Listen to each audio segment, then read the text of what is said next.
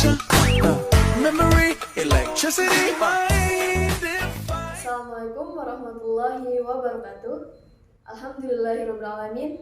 Wassalatu wassalamu ala asrofil anbiya'i wal mursalin wa ala alihi washabihi ajmain. Yang terhormat Bapak Ardian Dartama, M.Hil, selaku dosen pengampu filsafat umum H. Di sini kami akan memaparkan tugas UTS, yaitu tentang filsafat umum Thales. Sebelum ke materi, izinkan saya memperkenalkan anggota saya. Yang pertama yaitu saya sendiri sebagai Andini Ramadhani, NIM 2121267, dan rekan saya Muhammad Arifatur Rahim dengan NIM 2121089. Jadi di sini saya akan menjelaskan bahwa teorema Thales itu terbagi menjadi 5. Yang pertama adalah sebuah lingkaran terbagi menjadi 2 sama besar oleh diameternya. Jadi sebuah lingkaran yang dibagi menjadi 2. Nah, ukuran dari atas dan bawah itu sama. Yang kedua adalah sudut bagian dasar dari sebuah segitiga sama kaki adalah sama besar. Jadi bentuk segitiganya itu sama kaki. Paham ya? Oke. Yang ketiga adalah jika ada dua garis lurus bersilangan, maka besar kedua sudut yang saling berlawanan akan sama. Jadi dalam sudut ini besar sudutnya adalah sama.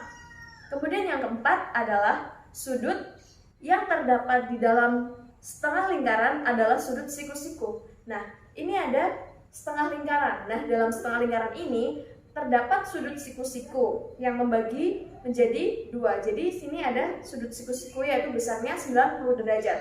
Kemudian yang terakhir atau yang kelima adalah sebuah segitiga terbentuk bila dasarnya serta sudut-sudutnya yang bersinggungan dengan bagian dasar tersebut telah ditentukan. Nah, jadi segitiga ini udah ditentukan. Begitu teman-teman teorema Thales. Oke, untuk materi selanjutnya akan dijelaskan oleh rekan saya. Silahkan kepada rekan saya. Oke, materi yang selanjutnya adalah manusia menurut filsuf yang tadi sudah dijelaskan, yaitu Thales. Nah, manusia menurut Thales, itu di sini saya mengambil 3 poin. Yang pertama ada air, yang kedua ada roh atau jiwa, dan yang ketiga ada mitosentris ke logosentris. Nah, apa maksudnya? Saya akan jelaskan satu-satu. Yang air adalah prinsip dasar segala sesuatu, atau dalam bahasa Yunaninya adalah arche. Nah, air menjadi pangkal, pokok atau dasar untuk kehidupan di alam semesta. Argumentasi ini menurut Thales didapat dari pandangan beliau, yaitu mengenai bahan suatu makanan dari semua makhluk hidup yang ada di alam semesta itu membutuhkan air, atau yang ada di bumi itu membutuhkan air. Dan kehidupan makhluk hidup yang ada di bumi juga memerlukan air. Nah, tidak lepas lain dari kata manusia sebagai makhluk hidup itu membutuhkan air, karena air menjadi sumber pokok dari kehidupan. Nah, yang kedua, roh atau jiwa, atau dalam bahasa Yunani adalah gilezoisme. Nah, roh atau jiwa ini menurut Thales melekat setiap benda yang hidup maupun benda yang mati yang ada di jagat raya.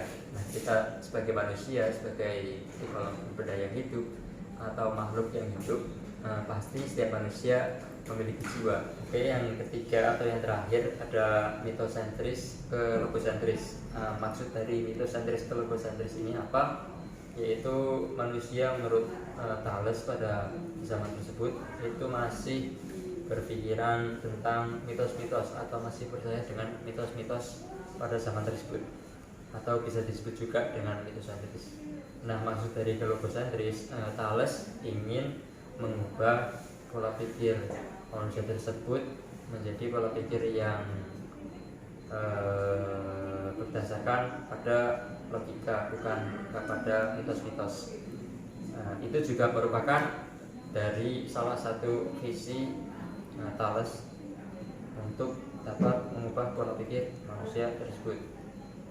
Maksud dari pola pikir mitos-mitos atau percaya pada mitos pada zaman tersebut adalah Contoh saja kemunculan petir atau penampakan sebuah petir itu dianggap sebagai kemarahan dewa Zeus pada zaman tersebut oleh masyarakat tersebut. Nah, Thales mencoba mengubah pemikiran mitosentris ke logosentris dengan cara ia menjelaskan berbagai gejala alam melalui pendekatan yang akan menjadi metode ilmiah modern yang digunakan saat ini. Nah, jadi menurut saya manusia menurut Thales atau filsuf pertama itu adalah manusia membutuhkan yang pertama air, kemudian yang kedua manusia itu memiliki roh dan jiwa, dan yang ketiga dan terakhir manusia dapat berpikir menggunakan akalnya. Itu saja yang presentasi dari kelompok kami. Semoga materinya dapat bermanfaat. Wabillahi taufiq wal hidayah. Assalamualaikum warahmatullahi wabarakatuh.